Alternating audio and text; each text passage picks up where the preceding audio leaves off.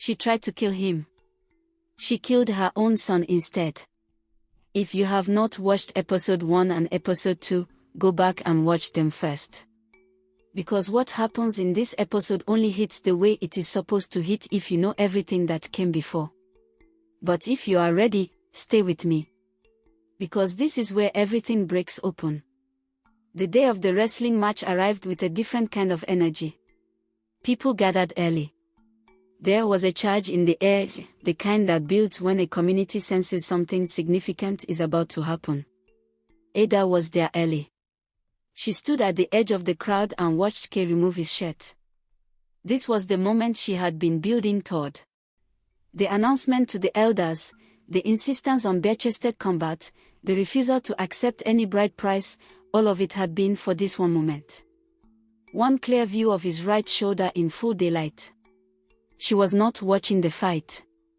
She was watching his shoulder. Nora's son Deo stepped forward as Kay's opponent. Broad, trained, completely confident. He looked at Kay with the calm of a man who does not expect to lose. Kay looked back. He was not a fighter and everyone present knew it.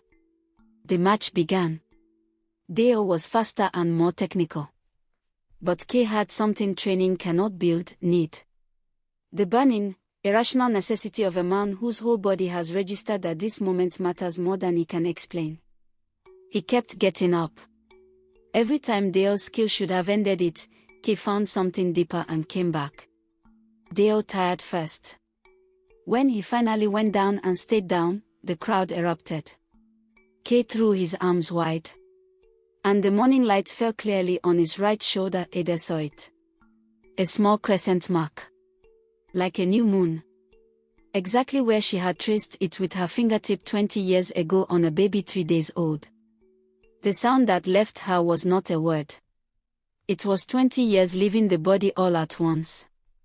She pushed through the crowd and grabbed Kay's arm.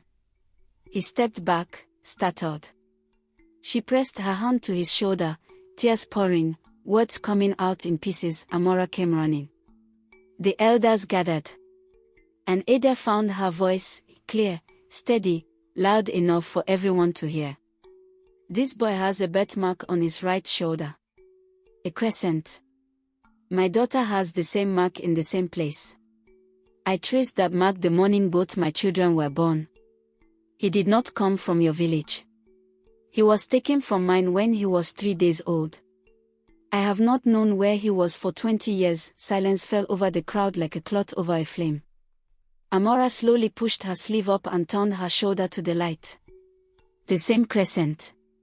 Same placement. Same size. Kofi and Oma were brought forward.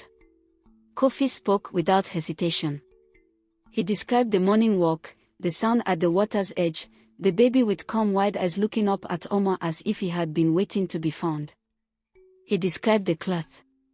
He described the mark. He described the exact bend in the river.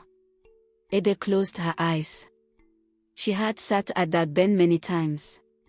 She had spoken to it. Asked it questions it never answered. Until now.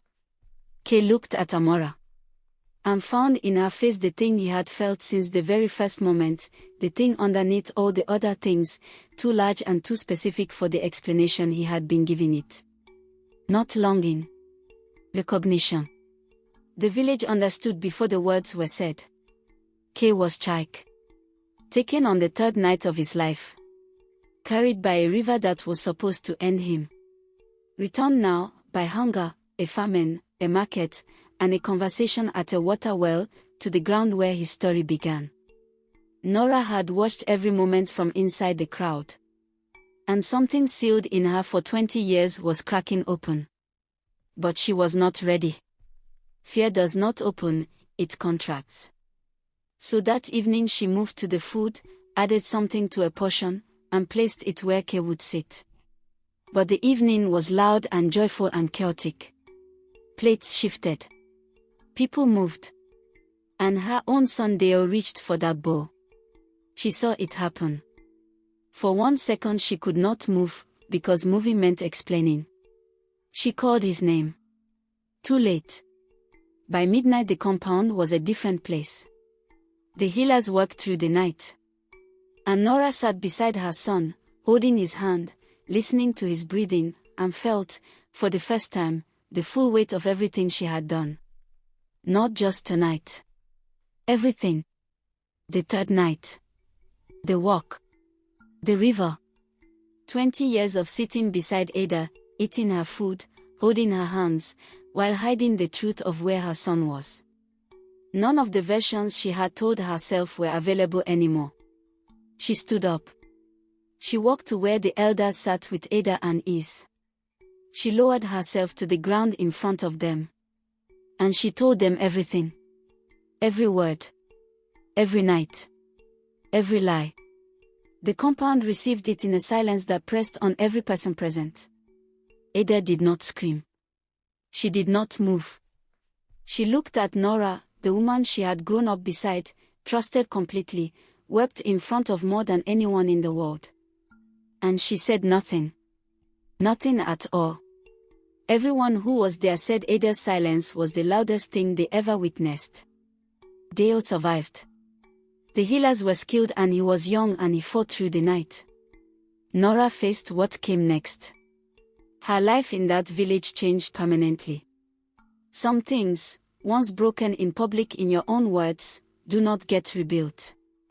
Kay sat with both his families and held all of it, the parents who raised him, the mother whose blood he carried, the father whose eyes contained 20 years of relief, and the sister he had almost lost to his own heart. Amora stood beside her brother and felt something complete. A space that had lived in her since childhood, quietly, without a name, finally filled. And Ada held both her children at the same time for the first time in 20 years. She closed her eyes. She did not speak. She just held them and breathed. 20 years of carrying an open question. Answered. The river had not kept him. It had carried him to people who needed him, raised him into the man he became, and brought him back. Our elders say, whatever you do in the dark will one day stand in the light and say your name. Nora planted jealousy and watered it for 20 years. The same hands that placed a child on the river to end something, prepared a meal 20 years later that harmed her own son. The river that was supposed to take a life became the road that delivered one home. Because truth does not die.